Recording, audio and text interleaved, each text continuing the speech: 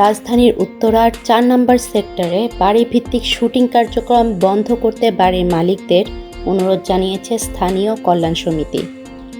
সম্প্রতি সেক্টর ৪ কল্যাণ সমিতির সভাপতি ও সাধারণ সম্পাদক স্বাক্ষরিত এক চিঠিতে জানানো হয়, শুটিং চলাকালে রাস্তায় জনসমাগম, যানজট এবং শব্দ দূষণের পাশাপাশি আশেপাশের বাসিন্দারা বিরক্তি ও নিরাপত্তাহীনতায় ভুগছেন।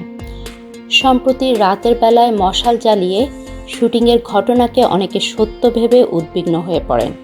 সেই ঘটনায় পরে সমিতি থেকে শুটিং হাউসের মালিকদের ডাকা হয়। পরে আপন ঘর শুটিং হাউসের মালিক ভুল স্বীকার করে চিঠির জবাব দেন।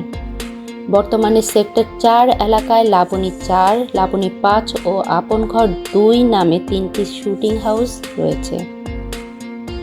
অভিনয় শিল্পীর সঙ্গে সাধারণ সম্পাদক রাশেদ মামুন অপু এই সিদ্ধান্তের প্রতিবাদ জানিয়েছেন। সমিতির ওই নির্দেশনার খবর ছড়িয়ে পড়লে ফেসবুকে ক্ষোভ প্রকাশ করেন অনেক নির্মাতা ও অভিনয় শিল্পী।